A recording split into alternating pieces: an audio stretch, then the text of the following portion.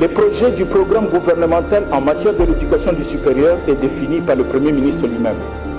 Le but est de proposer un relèvement du système éducatif du supérieur actuel. Le cadre est déterminé, celui de la réforme de ce système et la modalité fixée.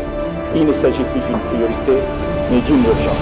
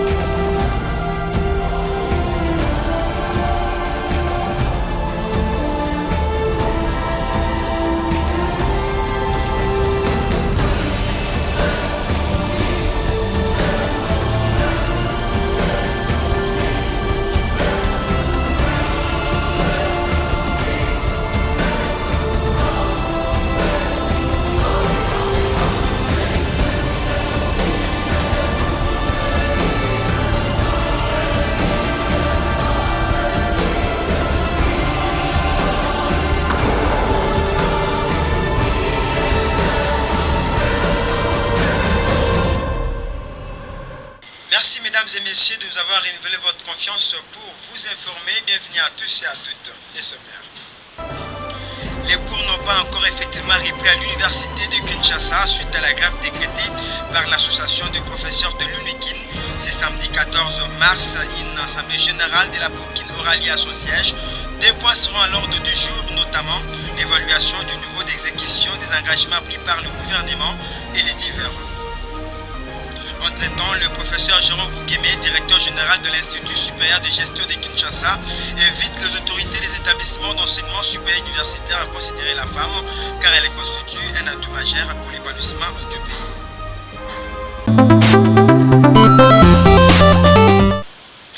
C'est tout pour les sommaires, mesdames et messieurs. Bienvenue à tous et à toutes. Les cours n'ont pas encore effectivement repris à l'université de Kinshasa suite à la grève décrétée par l'association des professeurs de l'UNIKIN. C'est samedi 14 mars, une assemblée générale de la POUKIN aura lieu à son siège. Des points seront inscrits à l'ordre du jour, notamment l'évaluation du niveau d'exécution des engagements pris par le gouvernement et les divers. Nous devrions être derrière notre comité. Le comité exécutif de l'association de professeurs de l'université de Kinshasa invite ses collègues à prendre part à l'assemblée générale extraordinaire qui se tiendra le samedi 14 mars 2020 à 14 h au siège de la POUKIN. Des points seront inscrits à l'ordre du jour, notamment l'évaluation du niveau d'exécution des engagements pris par le gouvernement et les divers. Le comité exécutif, le chef de l'État avait promis de régler la situation des professeurs. Alors depuis cette époque-là, il fallait évaluer. Au terme de l'évaluation, tous les professeurs ont constaté, que leur salaire vient d'être amputé d'un montant de 400 000 francs congolais plus ou moins, appelé impôt professionnel sur le revenu. Ce montant est tiré sur l'ensemble de la rémunération du professeur, alors qu'en principe, ça doit être tiré sur le salaire de base. Les professeurs sont d'accord pour payer l'impôt professionnel sur le revenu, mais cela, conformément à la loi et conformément aux usages, cela doit être calculé sur le salaire de base. Espérons que les décisions qui seront prises au cours de cette assemblée générale extraordinaire vont rencontrer les attentes des étudiants qui veulent voir la reprise effective des cours à l'UNIKIN.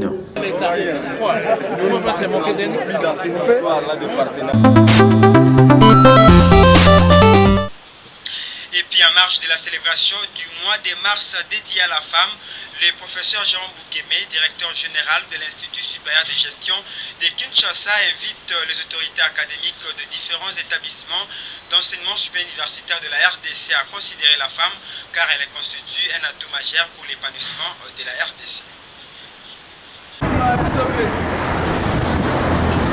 La femme représente la complémentarité.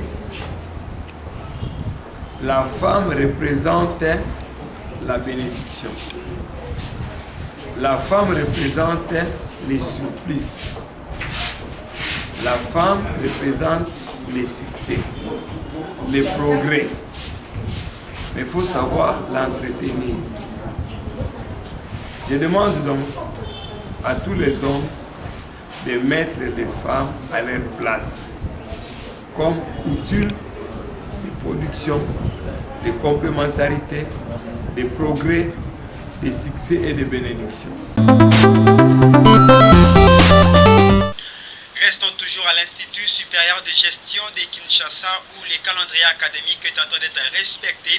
Les épreuves de la mi-session ont eu lieu au mois de février et le cours ont repris à la normale. C'est ce qui nous dit le professeur Jérôme Boukemé, directeur général de l'Institut supérieur de gestion de Kinshasa. Il était au micro d'Hélène Baba.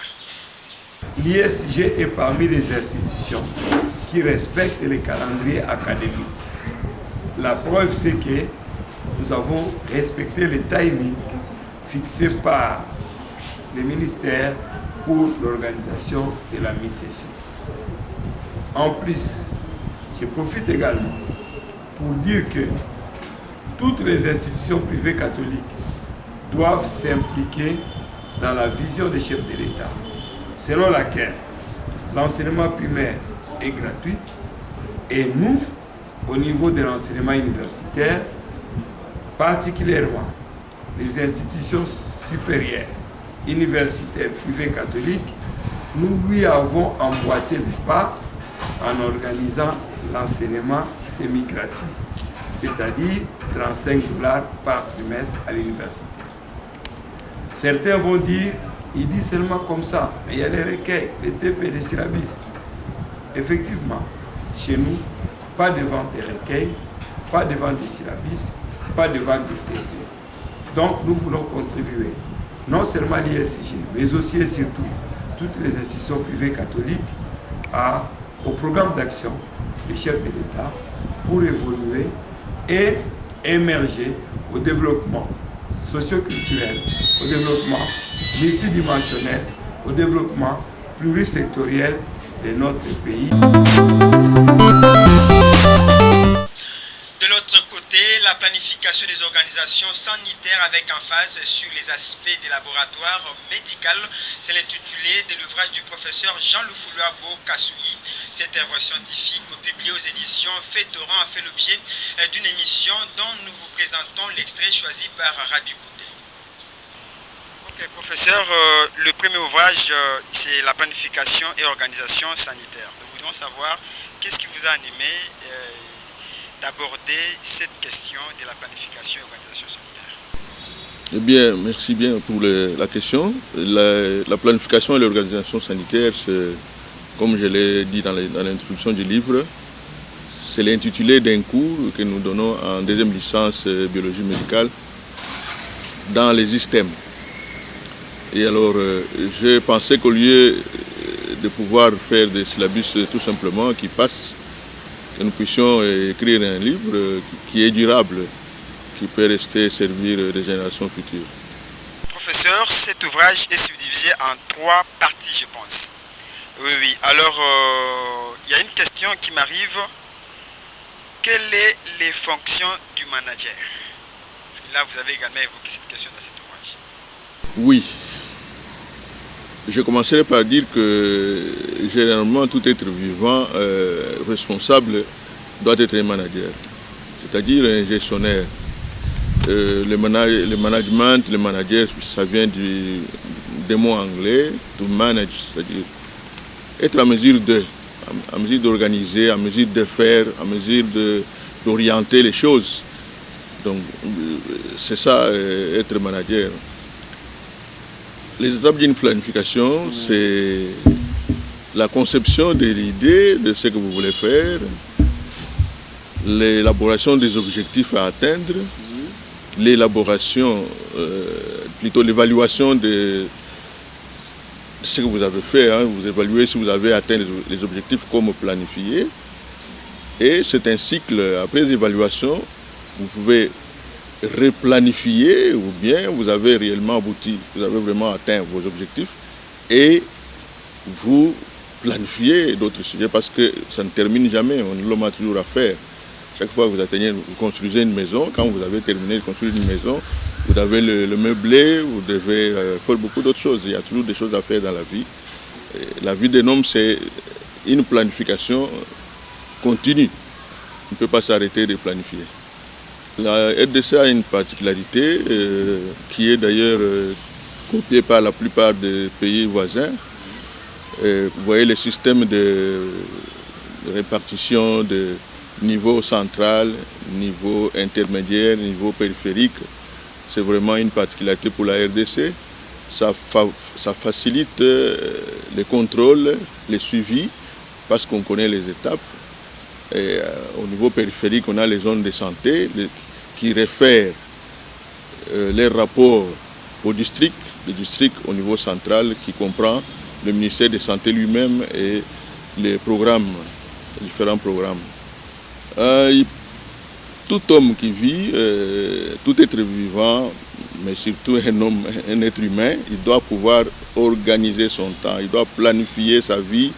Il n'y a que les chèvres et les arbres qui attendent la pluie et le soleil, mais tout homme doit pouvoir vivre avec une planification. On doit avoir des objectifs à atteindre et chaque fois qu'on a atteint des objectifs, on planifie d'autres à atteindre et c'est comme ça que la vie continue. On ne peut pas vivre sans planification. On ne peut pas vivre sans objectif dans la vie. Sinon, on n'est pas différent des bêtes. Voilà. Rendons-nous à l'université du CEPROMA de Rigini qui s'est mise en œuvre pour former les créateurs et non les quémandeurs d'emploi durant cette année académique 2019-2020.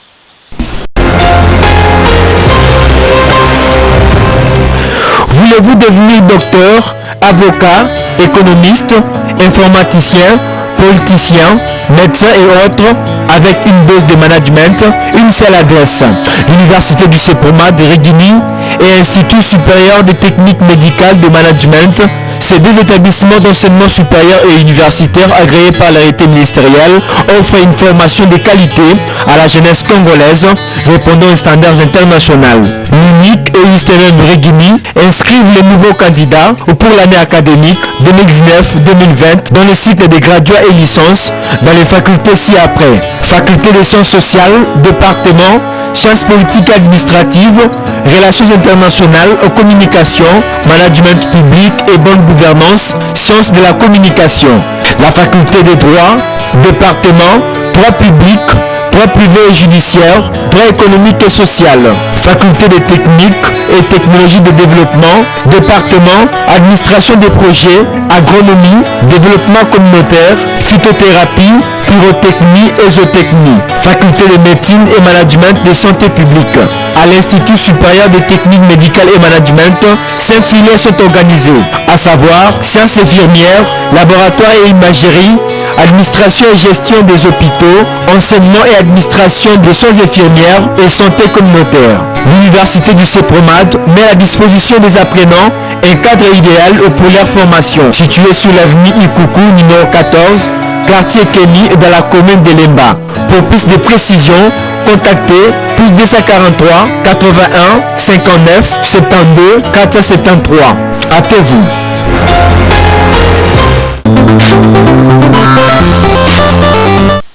Quittons l'université du CEPROMA de Rigini pour l'Institut supérieur de gestion de Kinshasa, un établissement privé catholique qui participe à la vision du chef de l'État axé sur la gratuité de l'enseignement réduisant les frais académiques jusqu'à $35 par trimestre.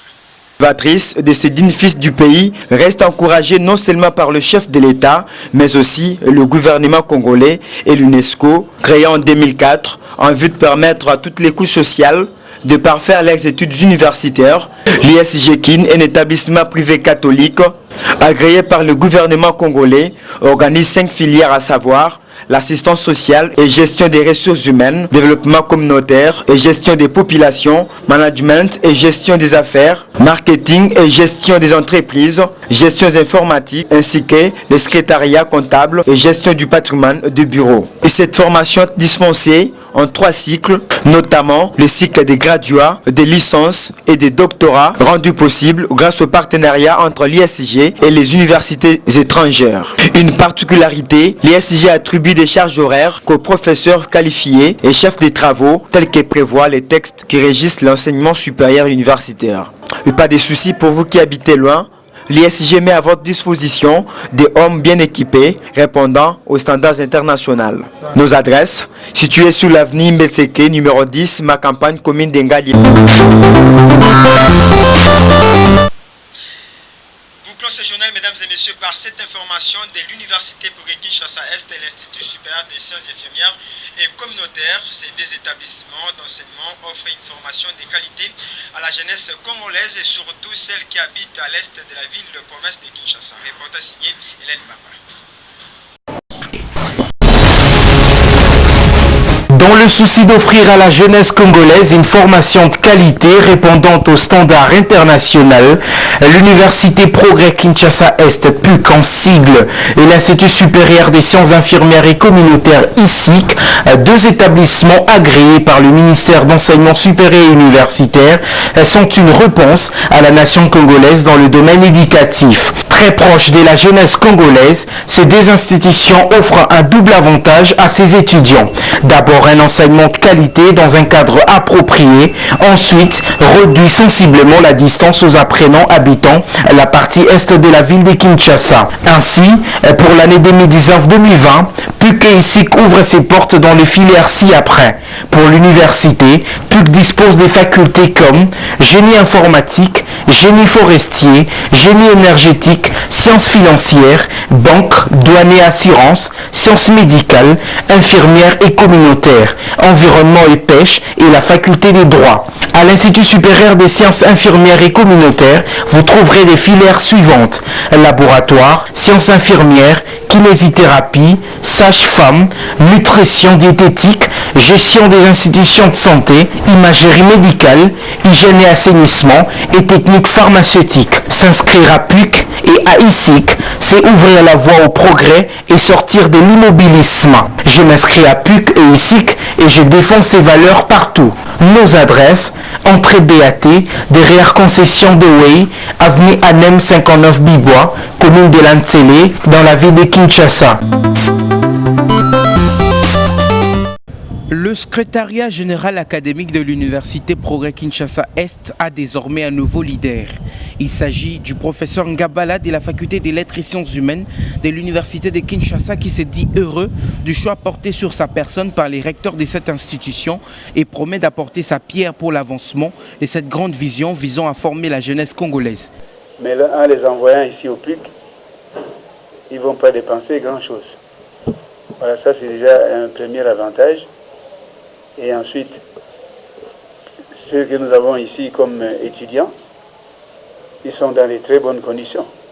Vous avez visité les bâtiments, nous avons de très beaux bâtiments, donc ils étudient dans de très bonnes conditions, donc ce n'est pas nécessaire qu'ils aillent loin.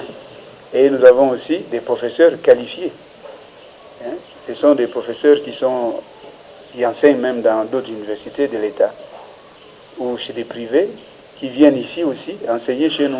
Il a à cette occasion fait appel aux autorités de la ville de venir en aide à la population habitant ces coins de la capitale en réhabilitant la route BAT, un artère important qui ravitaille les centres-villes en produits agricoles et en résolvant le problème d'eau et d'électricité qui constitue un souci majeur de cette université pour la pratique des étudiants dans des salles informatiques.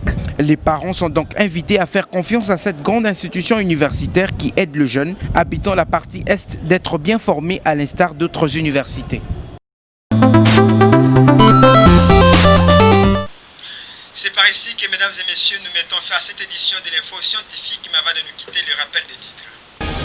Les cours n'ont pas encore effectivement repris à l'université de Kinshasa suite à la grève décrétée par l'association de professeurs de l'UNIKIN. Ce samedi 14 mars, une assemblée générale de la PUC aura lieu à son siège. Des points seront à l'ordre du jour, notamment l'évaluation du niveau d'exécution des engagements pris par le gouvernement et les divers. Et puis le professeur Jérôme Boukemé, directeur général de l'Institut supérieur de gestion de Kinshasa, invite les autorités des établissements d'enseignement supérieur universitaire de la République démocratique du Congo à considérer la femme car elle constitue un atout majeur pour l'épanouissement de la RDC. Merci de nous avoir suivis et prenons rendez-vous à la prochaine.